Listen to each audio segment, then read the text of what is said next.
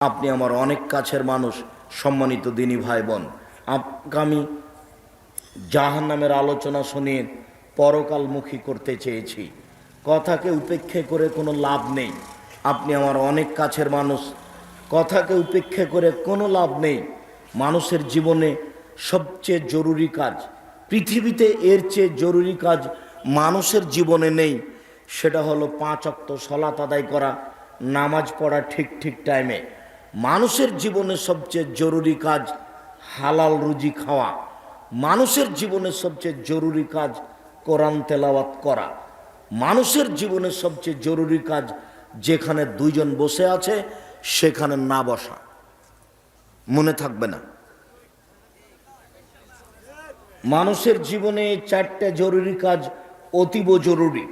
যেখানে দুইজন বসে আছে সেখানে আপনি বসিয়েন না, ওখানে আড্ডা পিটিয়েন না। ওখানে কারো বদনাম হচ্ছে বা হবে, তখন আপনি সাথ দিবেন, তখন আর তাহাজ্জুদ হজ কিছুই কুলাবে না, সব নিয়ে জাহান্নামে চলে যেতে হবে। তখন হবে জাহান্নামে যাওয়া একেবারেই সহজ। 3 শ্রেণীর মানুষ জাহান্নামে যাবেই। তার 1 শ্রেণীর মানুষ বিড়ি, তামাক, জর্দা, সিগারেট, গুল, নেশাদার দ্রব্য খায়, পান করে যারা। 2, যেসব নারী পুরুষের পোশাক পরে। 3, যারা দায়ুস বাড়িতে বেহায়াইয়ের সুযোগ দিয়েছে। রাসূল সাল্লাল্লাহু আলাইহি সাল্লাম বললেন 2 শ্রেণীর মানুষ জাহান্নামে যাবে যাদের আমি দেখিনি। তার 1 শ্রেণীর মানুষ যারা মানুষকে লাঠি দিয়ে মারে। তার 1 শ্রেণীর মানুষ মহিলা যারা নগ্ন পোশাকে রাস্তাঘাটে চলে। আমি জানি ময়মনসিংহের অবস্থাটা কিছু সাতক্ষীরার মতোই। যেভাবে বাড়িঘর তৈরি করে আপনি আপনার স্ত্রী জীবিকা নির্বাহ করছেন, এটা চলবে না। বহুদিন আগে বলেছি, বলতে গেলে প্রায় 20-25 বছর থেকে বলছি। আপনি বাড়িঘরের পরিবর্তন করেছেন কি না তা আমি জানি না। বাড়ির চতুর্দিক ঘেরতে হবে। আপনার স্ত্রী, আপনার মেয়ে ঘেরা জায়গায় থাকবে।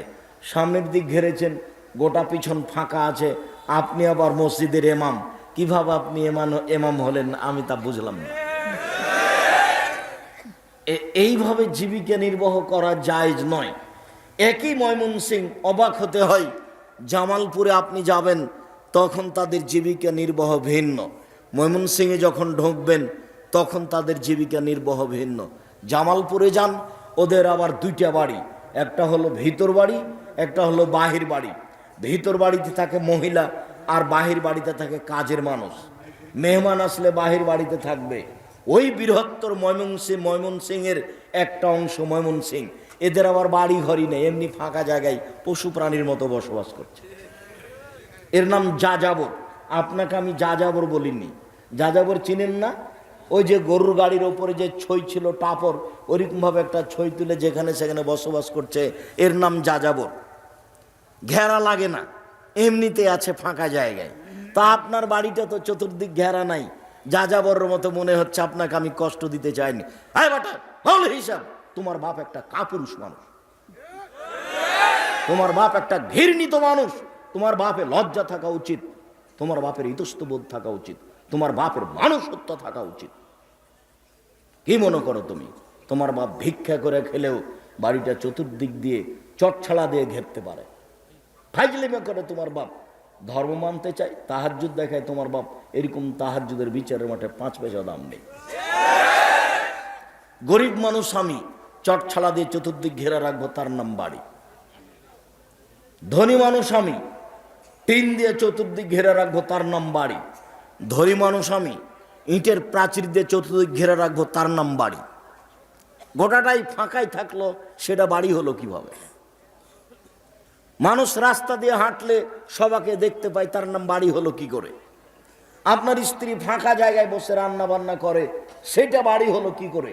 এটা বাড়ি হয় কিভাবে? সম্মানিত দিনী ভাই বোন, মহিলাদের বক্তব্য শোনাতে আসেনি, আপনাকেই শোনাতে এসেছি। ও তো হইচই করে এসেছে, হইচই করে চলে যাবে। আব্দুর রাজাক সাহেব, আমরা মহিলা মানুষ আপনার বক্তব্য শুনতে এসেছি, আপনি আমাদেরকে নিন্দা করিয়েন না। হ্যাঁ, আমি আপনাদের নিন্দা করতে চাই না, তাহলে আপনাদের কাছে অনুরোধ থাকলো 7 দিনের মধ্যে বাড়ি পরিবর্তন করতে হবে। সবটাতে আপনার রাগ অভিমান চলে, বাড়িটা একটু ঠিক করার জন্য রাগ অভিমান চলে না? রাগ অভিমান থাকা উচিত। এইভাবে জীবিকা নির্বাহ কিভাবে করছেন আমি নিজেও বুঝি না। আপনার বাড়িতে যদি আমি কোনোদিন চলে আসি, তাহলে আপনার বাড়িটাকে আমি ভাবো ট্রেন স্টেশন।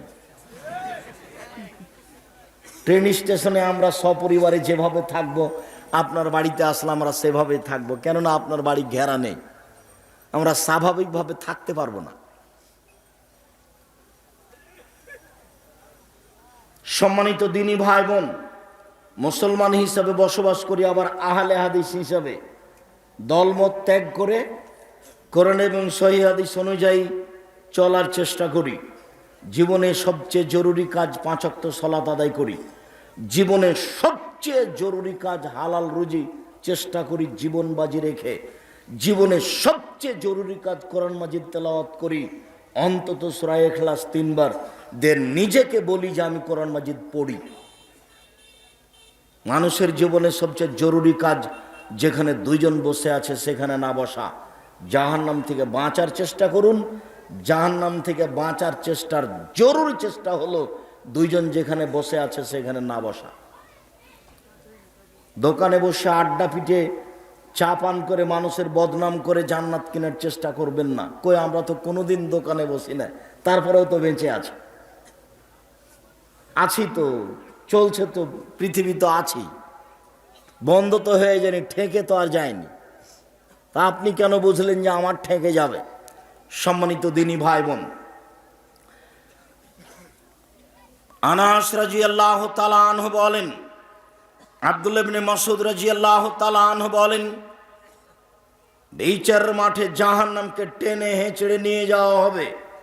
আল্লাহ সাবুন আলফা জেমাম, জাহান্নামের গায়ে 70,000 লোহার রশি লাগানো থাকবে।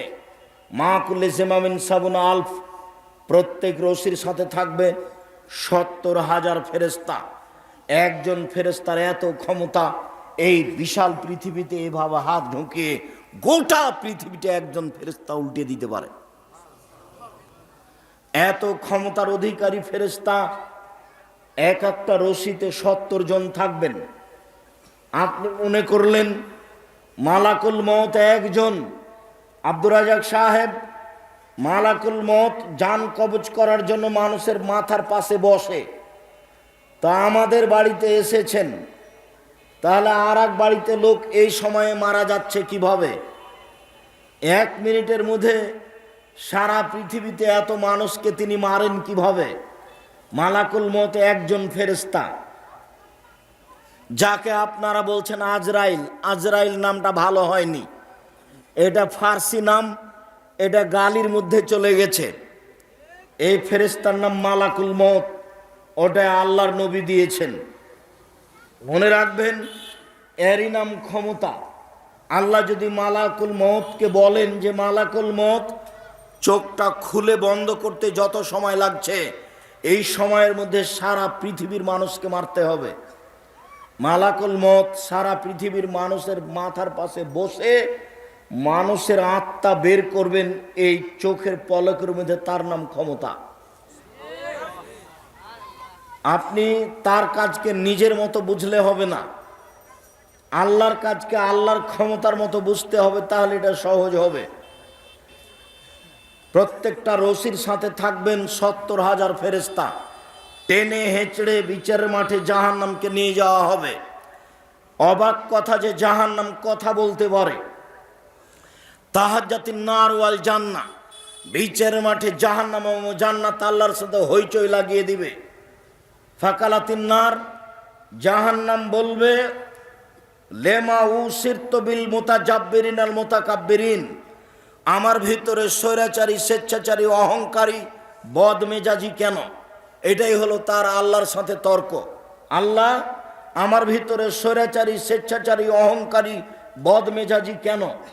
তখন আল্লাহ বলবেন, এই শোনো, ইন্নামা আনতি গাজাবি, জাহান্নাম তুমি আমার রাগ, তুমি আমার ক্রোধ।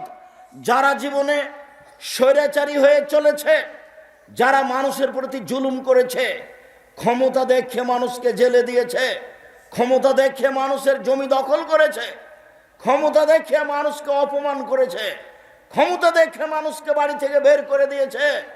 আমি এরকম স্বৈরাচারী, স্বেচ্ছাচারী, বদমেজাজি, অহংকারীকে শাস্তি দেওয়ার জন্য তোমাকে প্রস্তুত করেছি।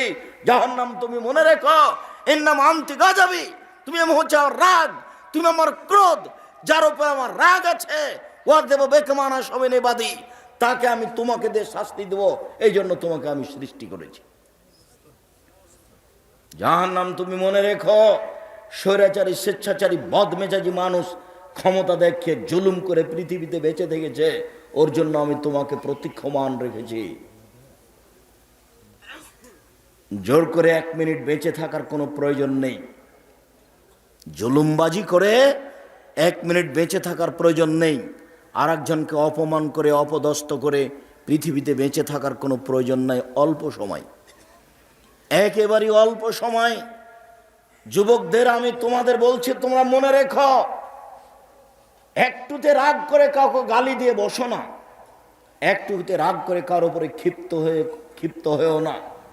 দল পার্টি করতে গিয়ে মিছিল করে আর একজনকে জেলে দেওয়ার চেষ্টা করিও না, ফল তোমাকে একদিন ভোগ করতে হবে, আজ হোক আর কাল হোক। পৃথিবীর শক্তিশালী যারা, তারা চলে গেছে, আমরা তাদের কাছে কিছুই নই, কাজে আমরা যাওয়ার পথে রয়েছি। এই তো আমি সেদিন দেখলাম দুরুলহুদা আইয়ুবীকে বক্তব্য দিতে, এই তো সেদিন দেখলাম আমি আব্দুস সাত্তার ত্রিশালীকে বক্তব্য দিতে। আব্দুস সাত্তার ত্রিশালী আমার গায়ে হাত দিয়ে বলছে, ও মহাদ্দেশ ছোট ভাই আমার। উনি খুব স্নেহ দেখিয়ে বলেছিলেন, কথাটা আমার মনে আছে। আর আমি যেদিন মাঠে নেমেছি সেদিন থেকে আমি আলহামদুলিল্লাহ অনর্গল হাদিস অনুবাদ করতে পারি, হাদিসের বাক্যের আগে পিছিয়ে হবে না আলহামদুলিল্লাহ। একটা বড় থেকে যদি বড় হাদিস অনুবাদ করি, যেভাবে আছে ওভাবেই হবে।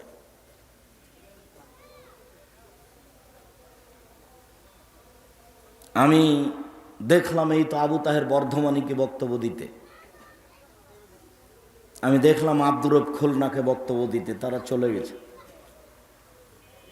আপনার আত্মীয় স্বজন চলে গেছেন। অল্প সময় নিয়ে এত ক্ষমতা দেখিয়ে মানুষের প্রতি জুলুম নির্যাতন করে সময় কাটাতে হবে না।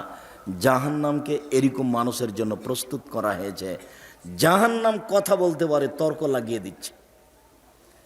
ফাস্তাকাতিন নারাইলা রাব্বিহা, আবু হুরায়রা রাদিয়াল্লাহু তাআলা আনহু বলেন, রাসূল সাল্লাল্লাহু আলাইহি সাল্লাম বলেন, একদা জাহান্নাম তার প্রতিপালকের কাছে অভিযোগ করলো, বলল, রব্বি একল বাজি বাজান, আমার কিছু অংশকে ধরে খায়।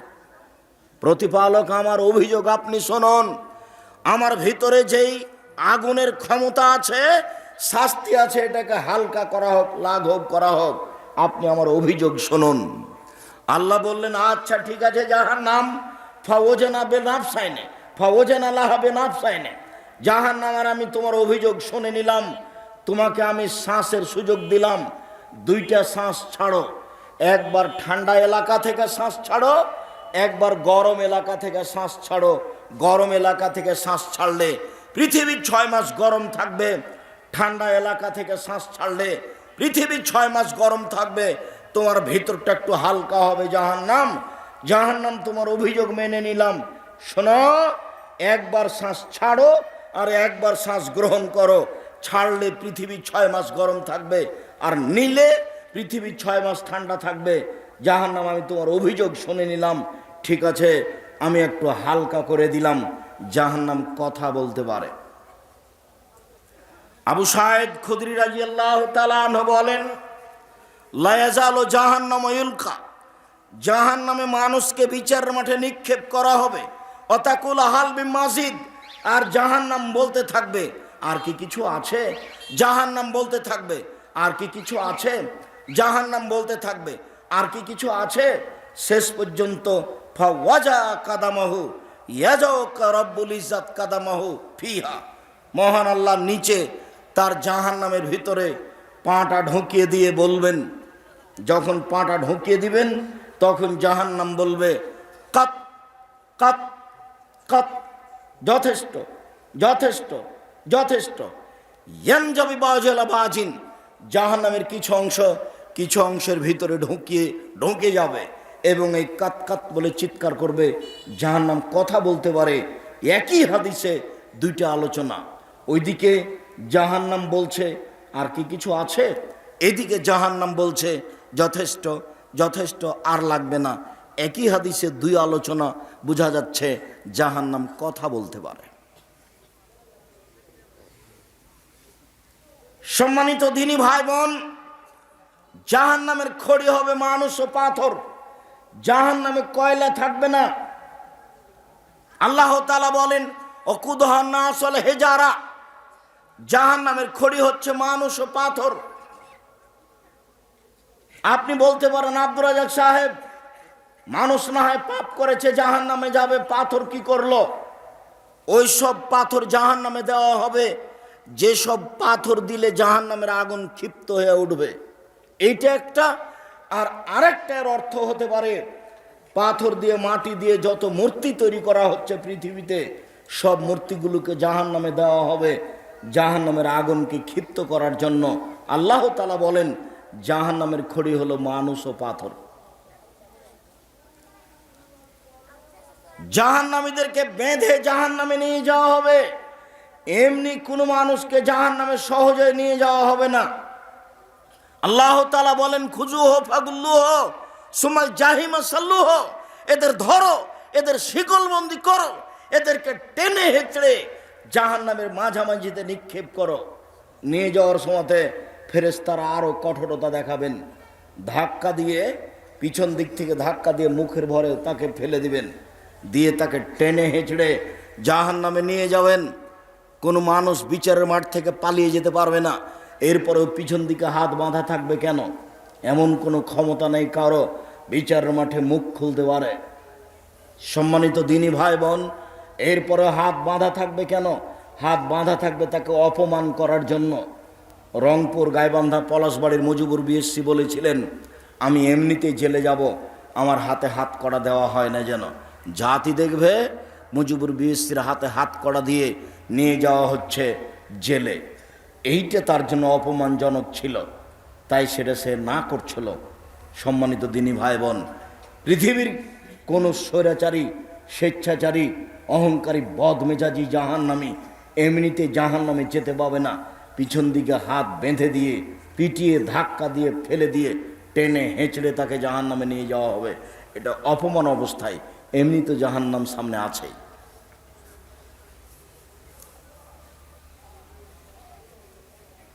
বিচারের মাঠে জাহান্নামীকে সরাসরি অপরাধী প্রমাণ করা হবে না, তাকে জাহান্নামী প্রমাণ করেই জাহান্নামে নিয়ে যাওয়া হবে।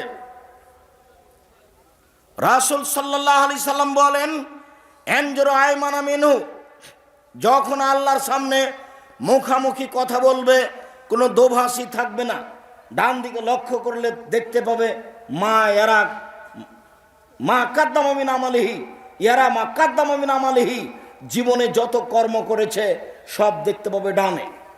এরপরে বামে লক্ষ্য করবে, এরা মা কাদ্দামা মিন আমালিহি, যা জীবনে কর্ম করেছে সব দেখতে পাবে বামে। যা দেখলো ডানে তাই দেখবে বামে, যা দেখলো ডানে তাই দেখবে বামে।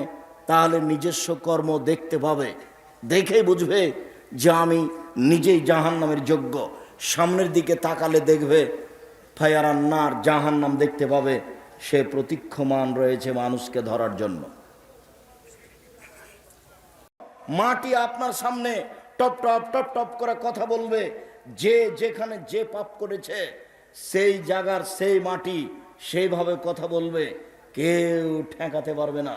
মুখ বন্ধ করা থাকবে, হাত সব কথা বলবে। জীবনে যত কাজ করেছেন হাত দিয়ে, পায়ে বলবে হাত তুমি ঠিক বলেছ। বাঁচার কোনো পথ থাকবে না, অপরাধী প্রমাণ করে জাহান্নামে নিয়ে যাওয়া হবে। বেঁধে টেনে হেঁচড়ে জাহান্নামে নিয়ে যাওয়া হবে মানুষকে। সম্মানিত দিনী ভাই বোন, জাহান্নামের উল্লেখযোগ্য শাস্তি আল্লাহ তাআলা বলেন সাউরহুকুম সাউদা, বিশাল বিশাল উঁচু উঁচু থাকবে আগুনের পাহাড়। আগুনের পাহাড়ে তাকে উঠতে বলা হবে, নামতে বলা হবে, উঠতে বলা হবে, নামতে বলা হবে। আল্লাহ তাআলা বলেন ফালামানা জলুদহুম বাদদালনা জলুদান গায়রাহা, যতবার তার চামড়া জ্বলে যাবে ততবার নতুন করা হবে। প্রতি 24 ঘন্টায় 70 বার তাকে আগুনে জ্বালানো হবে, 70 বার ঠিকঠাক করা হবে। সম্মানিত দিনী ভাই বোন, তার চামড়া জ্বালিয়ে দেওয়া হবে আগুনে, এ কথা আল্লাহ তাআলা বলেন। জাহান্নামের উল্লেখযোগ্য শাস্তি হচ্ছে আগুন। আবু হুরায়রা রাদিয়াল্লাহু তাআলা আনহু বলেন, রাসূল সাল্লাল্লাহু আলাইহি সাল্লাম বলেছেন, মিনহুম মান তাখুজুন নার ইলা কাবাইহি, কারো কারো জাহান্নামের আগুন থাকবে পায়ের টাকনো পর্যন্ত। অমিনহুম মান তাখুজুন নার ইলা রুকবাতাইহি, কারো কারো জাহান্নামের আগুন থাকবে হাঁটু পর্যন্ত, কারো কারো জাহান্নামের আগুন থাকবে কোমর পর্যন্ত, কারো কারো জাহান্নামের আগুন থাকবে নাক গলা পর্যন্ত। মানুষকে এইভাবে জাহান্নামের আগুনে ঢুকে রেখে দেওয়া হবে। রাসূল সাল্লাল্লাহু আলাইহি সাল্লাম বলেন, নারকুম জুজুন মিন সাবিনা জুজান মিন নারি জাহান্নাম, দুনিয়াতে যে আগুন আছে জাহান্নামের আগুন তার চেয়ে 69 গুণ বেশি ক্ষমতাধর। এটা আপনি বাস্তব বুঝেন। এই যে খড়ের উপরে বসে আছেন, এই খড়ে ভাত রান্না করতে যত সময় লাগবে, কাঠের খড়িতে তার চেয়ে ভাত রান্না করতে কম সময় লাগবে। কাঠের খড়িতে ভাত রান্না করতে যত সময় লাগবে, তেঁতুল কাঠের খড়িতে তার চেয়ে কম সময় লাগবে। তেঁতুল কাঠের খড়িতে ভাত রান্না করতে যত কম সময় লাগবে, গ্যাসের চুলাতে তার চেয়ে কম সময় লাগবে। কেরোসিন তেলের চুলাতে তার চেয়ে বেশি সময় লাগবে। তার মানে ওর ক্ষমতা কম। মানুষের সামনেই আগুনের ক্ষমতা কম হবে, সেটা মানুষ দেখতে পাচ্ছে। অতএব এটা বুঝতে হবে যে আল্লাহ যে আগুন দিয়ে মানুষকে জ্বালাবেন, সে আগুনের ক্ষমতা এই পৃথিবীর আগুনের চেয়ে 69 গুণ বেশি। এটা আল্লাহ করে দিয়েছে। জাহান্নামের উল্লেখযোগ্য শাস্তি হচ্ছে জাক্কুম গাছ। পানির আগুনের ভিতর থেকে জাক্কুম গাছ গজে উঠবে। পানির ভিতর থেকে ঘাস গজায়। পাশে তো আপনাদের কোনো নদী নেই। আমাদের বাড়ির 3 দিকে নদী আমরা দেখেছি যে যখন বন্যা চলে যায় কিছুদিন পরে 5 হাত 10 হাত পানি আছে, একবারে নিজে থেকে ঘাস গজিয়ে উপরে এসে পানির উপরে ভাসছে। পানির ভিতরে যেমন ঘাস গজাতে পারে, আগুনের ভিতর থেকেও গাছ গজাতে পারে। তার নাম জাক্কুম গাছ। জাহান্নামের আগুনের ভিতর থেকে গজিয়ে বড় হবে, ওরা আবার ফল ধরে। ফল হচ্ছে শয়তানের মাথার মতো। তালোহা কানহ রৌসু শায়াতিন, আল্লাহ তাআলা বলছেন জাক্কুম গাছের ফল হলো শয়তানের মাথার মতো। মানুষ তো শয়তানকে দেখেনি, তাহলে শয়তানের মাথাকে কি দেখবে? আল্লাহ এ দিয়ে আমাদেরকে কি বললেন? আল্লাহ বললেন জাক্কুম গাছের ফল হলো শয়তানের মাথার মতো। মানুষ তো শয়তানকে দেখেনি, তাহলে এই কথা বলে আল্লাহ কি বললেন? পৃথিবীর সব বিদ্বান বলেছেন এই বলে আল্লাহ বললেন জাক্কুম গাছের ফল খারাপ। এই বলে আল্লাহ বললেন জাক্কুম গাছের ফল হলো খারাপ, শয়তানের মাথার মতো মানে খারাপ। আবুল আলা মওদুদী রাহিমাহুল্লাহ বলেছেন, আরে না না, মানুষ যেমন রূপক কথা বলে ও বুঝে, আল্লাহ তেমন রূপক কথা বলেন। মানুষ যেমন রূপক কথা বলে ও বুঝে, আল্লাহ তেমন রূপক কথা বলেন। মানুষ বলে মেয়েটা এত সুন্দরী, মেয়েটা এত সুন্দরী, মনে হচ্ছে যেন পরী, অথচ মানুষ পরীকে দেখেনি। মানুষ বলে মেয়েটা এত কুৎসিত, মেয়েটা এত কুৎসিত, মনে হচ্ছে যেন পেতনি, মানুষ পেতনিকে দেখেনি, তবে বলেও বুঝে। মানুষে বলে মানুষটা এত ভালো, মানুষটা এত ভালো, মনে হচ্ছে যেন ফেরেশতা, ফেরেশতাকে কেউ দেখেনি কিন্তু বলেও বুঝে। আবুল আলা মওদুদী রাহিমাহুল্লাহ বলছেন আল্লাহ এখানে রূপক কথা বলেছেন। আমরা বলছি পৃথিবীর সব বিদ্বান যা বলেছেন সেটাই কথা।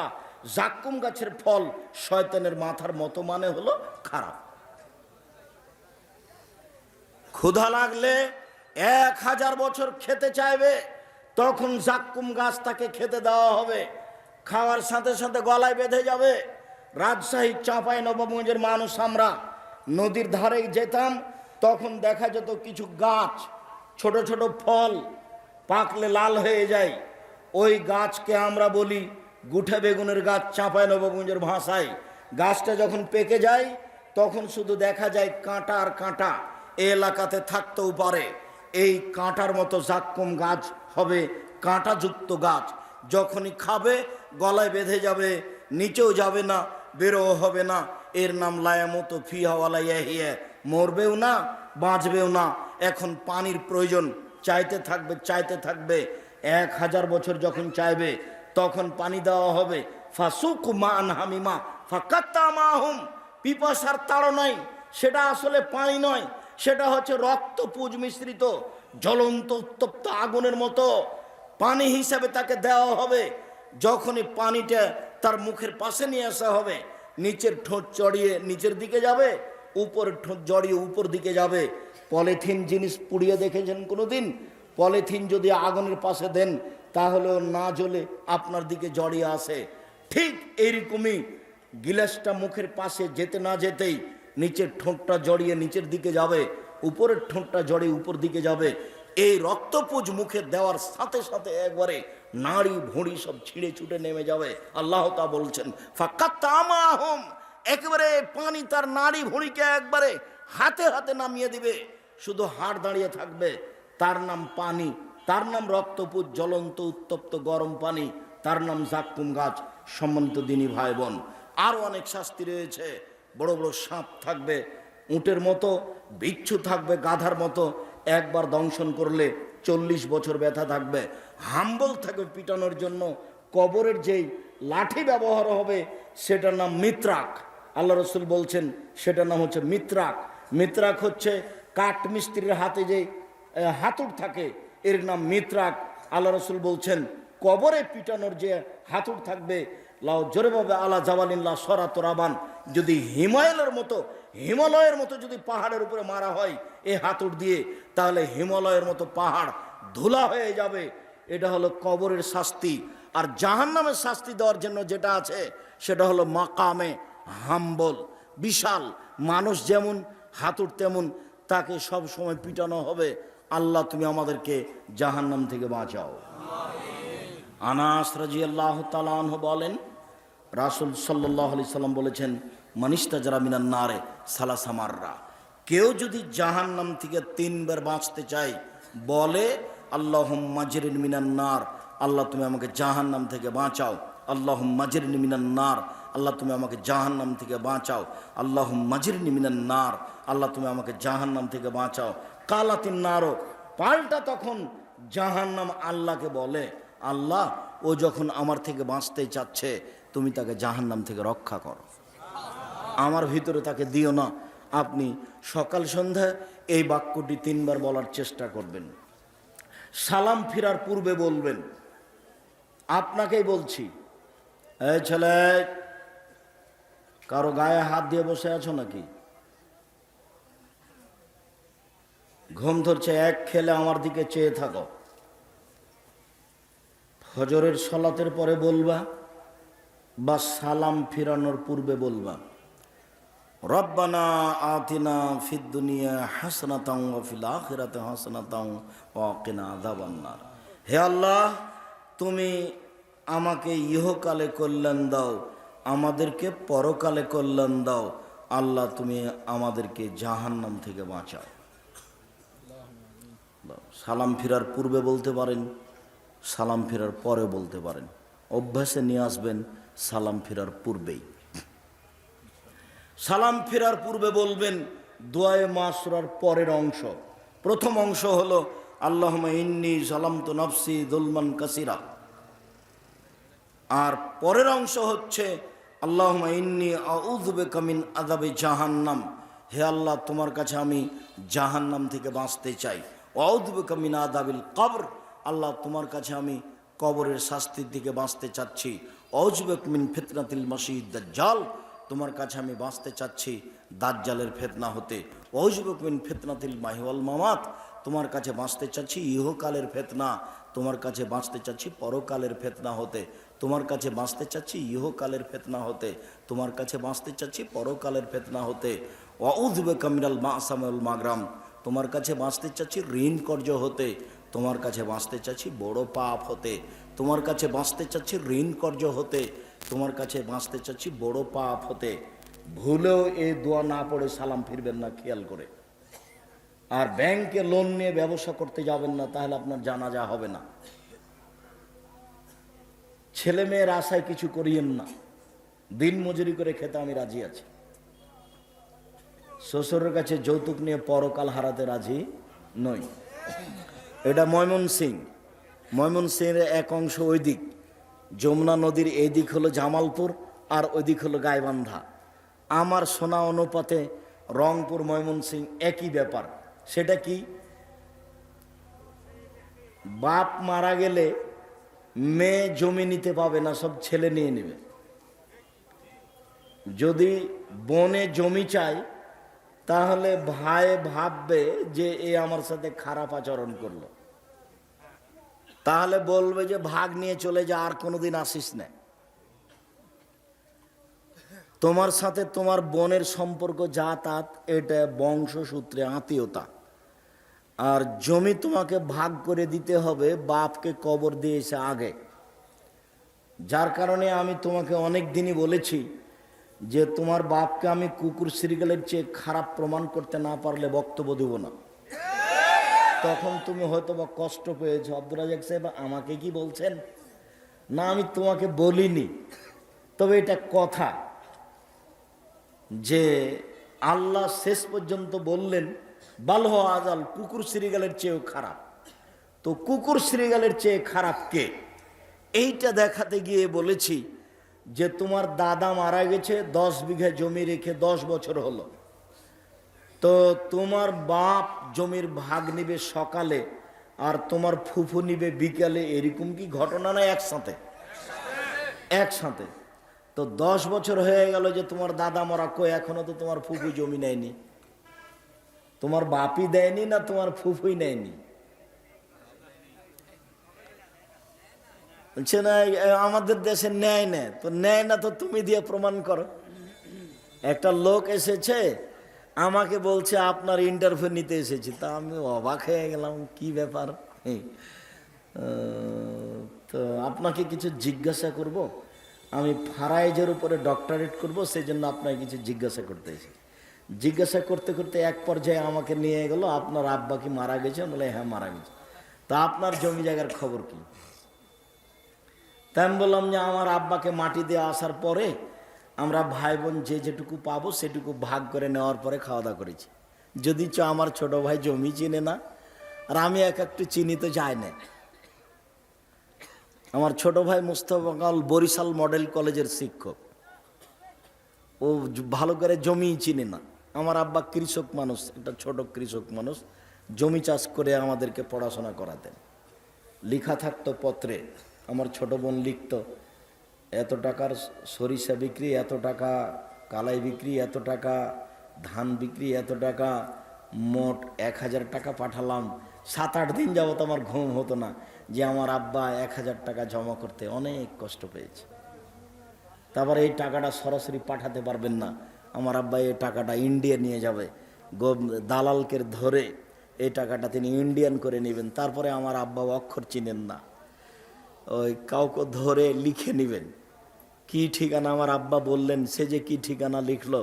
আমার আব্বা 1000 টাকা পাঠাতে কত কষ্ট করেছেন তার কোনো হিসাব নাই। আল্লাহ মাগফিরাল্লাহ ওয়ারহাম। আমি মাঝে মধ্যে মানে কথা বলতে বলতে আমি একটা অবাক পর্যায়ে চলে যাই, কোটা ভালো বলতে পারি না, মানে তার অবস্থাকে আমি হিসাব করি। তো আপনার সাথে আমি কথায় চলে এসেছি, সেটা হলো যে আপনি সালাম ফেরার পূর্বে আমার একটা পরামর্শ আছে, সেটা কি মনে আছে? জি, রব্বির হামহুমা কামা রব্বায়ানি সাগীরা।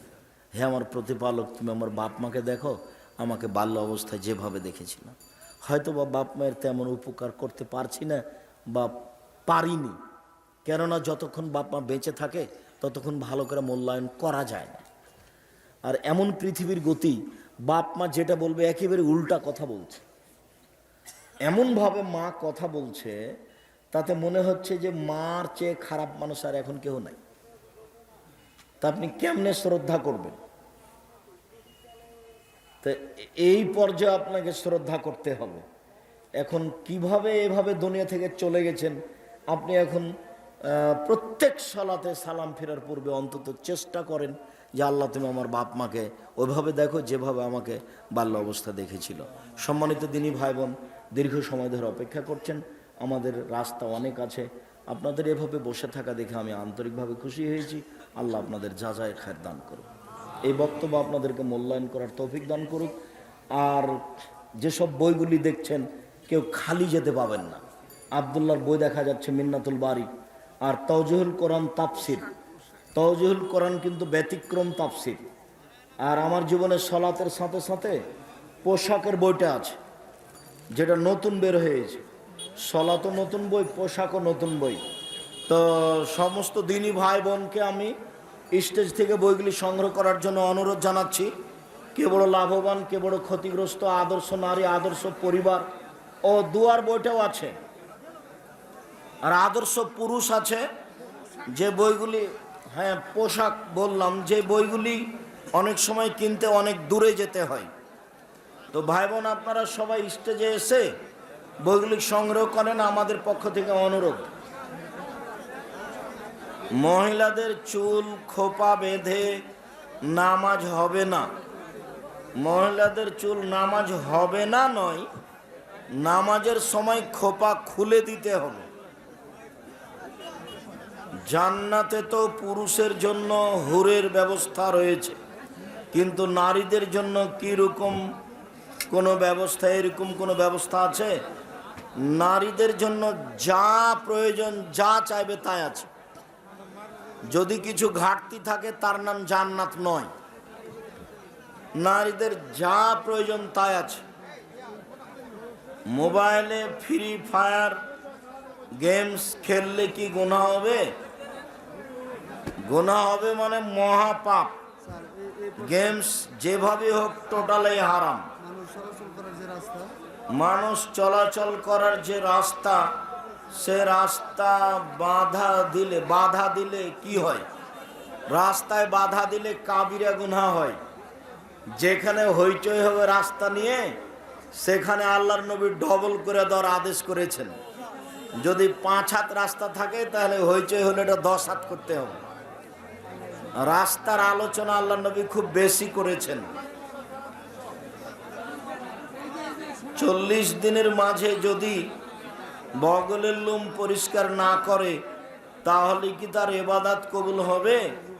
কবুল হবে, তবে পরিষ্কার করতে হবে 40 দিনের আগে, এটাই আদেশ। আল্লাহুম্মা সাল্লি আলা, আল্লাহুম্মা বারিক আলা। নবীর প্রতি এই দুরূদ পড়া যাবে কি? পূর্ণ পড়তে হবে দুরূদে ইব্রাহিম। ভাই বোন আপনারা সবাই বইগুলি স্টেজ থেকে নিয়ে যাবেন। মিন্নাতুল বারি, তাওজিহুল কোরআন, তাওজিহুল কোরআন ব্যতিক্রম তাফসির। মুসা আলাইহিস সালাম এবং কসাইয়ের ঘটনা কি সত্য? জি না, মুসা আলাইহিস সালাম এবং কসাইয়ের ঘটনা সত্য নয়। আমার ব্যবসা করার ইচ্ছা, কিন্তু নিজস্ব কোনো দোকান বা ঘর নেই। দোকান বা ঘর রাখতে গেলে পজিশন দিতে হবে। পজিশন দিয়ে ব্যবসা করা কি জায়েজ? করেন, নিরুপায় হয়ে করবেন। ব্যবসা উপার্জনের মধ্যে সবচেয়ে ভালো কাজ। মাহফিলে ভিডিও করা ঠিক, আর মহিলারা কি ভিডিও কি দেখতে পারবে? জি পারবে। বুখারীর কয়েকটা হাদিস, আব্দুর রাজ্জাক সাহেব কি বলেন? বুখারীতে হাদিস আছে মহিলারা ভিডিওতে দেখবে, সে ব্যাপারে? হ্যাঁ হ্যাঁ আছে তো। সেই কালে কি ভিডিও ছিল? না তো ছিল না।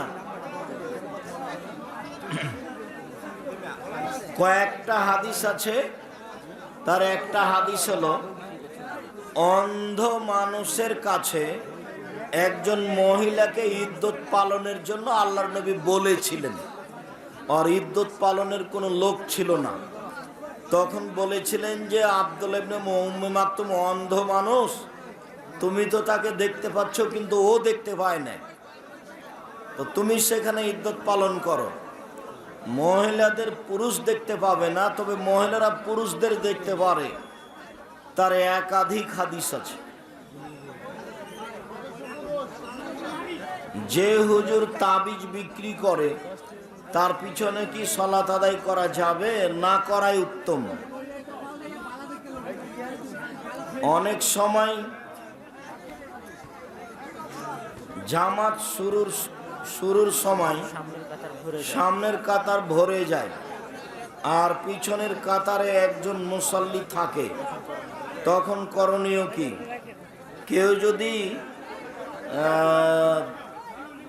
দাঁড়ানোর মতো না থাকে, পাশে যদি কাউকে না দেখে, তাহলে একাই দাঁড়িয়ে যাবে।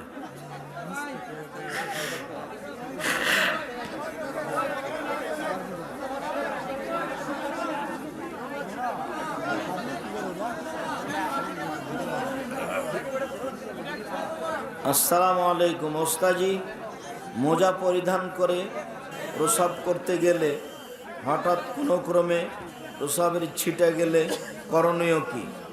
মোজা খুলে ধুইতে হবে। এসব খুব ভয়াবহ জিনিস। কি কাজ করলে হেদায়েত পাওয়া যায়? বেশি বেশি কোরআন মাজিদ পড়ো, হেদায়েত পাওয়া যাবে ইনশাল্লাহ। কুকুরের প্রসাব পায়খানা কি নাপাক? কুকুরের লালা কাপড়ে লেগে গেলে, জিনিসে লেগে গেলে ধুইতে হবে। পেশাবের ব্যাপারে কিছু বলা হয়নি, তবে কাপড় পরিষ্কার করাই উত্তম হবে। কোনো ব্যক্তি যদি নাপাক থাকে, তার সম্পর্কে কি অন্য ব্যক্তি বা জিনিসপত্র নাপাক হয়ে যায়? জি না, নাপাক হয়ে যায় এই কথা বললে তো শিরক হবে, কুসংস্কার। আমাদের মসজিদে সলাতের সময় ইমামের আগে অনেকেই রুকু ও সিজদায় চলে যায় এবং ইমামেরা আগেই দাঁড়িয়ে যায়। এর সলাত কি ঠিক হবে? হবে, নেকি কম হবে। এই শিষ্টাচার ত্যাগ করতে হবে। এমন মানুষের মাথাকে গাধার সাথে পরিবর্তন করে দেওয়ার সম্ভাবনা আছে। যা আল্লাহর নবী বলেছেন, আগে না ওঠার চেষ্টা করতে হবে। একামতের শব্দ কয়টি? আজানের যা একামতের তার অর্ধেক। একটা একটা আজান আর একটা একামত আর ডবল ডবল আজান। আমাদের সমাজে কেউ মারা গেলে মসজিদের মাইকে ঘোষণা দেওয়া হয়, এটা কি সঠিক? জি না। চিৎকার করা হচ্ছে জাহেলি যুগের চিহ্ন। জাহেলি যুগে চিৎকার করে মরার খবর বলা হতো। মাইকিং করে মরার খবর বলা না যায়, হারাম। মসজিদেও তাই। পরস্পর পরস্পরকে বলবে, মোবাইলে বলুক আর মুখে বলে আসো। চিৎকার করে বলাটা জাহেলিয়ত, এই জন্য বলা যাবে না। ঈদের মাঠে জামাত শুরুর আগে মাইকে জোরে জোরে তাকবীর পাঠ করা হয়, ডাকাডাকি করা হয়। তাকবীর পাঠ করতে পারে, ডাকাডাকি নিষেধ, নাজায়েজ, হারাম। ঈদের মাঠে ডাকাডাকি করা যাবে না, একেবারে নিষেধ। লা আযানওয়ালা একামাওয়ালা নেতা, আজান নাই, একামাত নেই, ডাক নেই। ফরজ গোসলের নিয়ম ও পদ্ধতি: 5 ওয়াক্ত সলাতের জন্য যেভাবে ওযু করেন সেভাবে ওযু করবেন। তারপরে বালতিতে পানি থাকলে 3 অঞ্জলি পানি নিয়ে মাথায় দিবেন, তারপরে গায়ে ঢেলে দিবেন। বা সলাতের মতো ওযু করে গোসল করে নেবেন, পানি মাথায় ঢেলে দিবেন, পবিত্র হয়ে যাবে।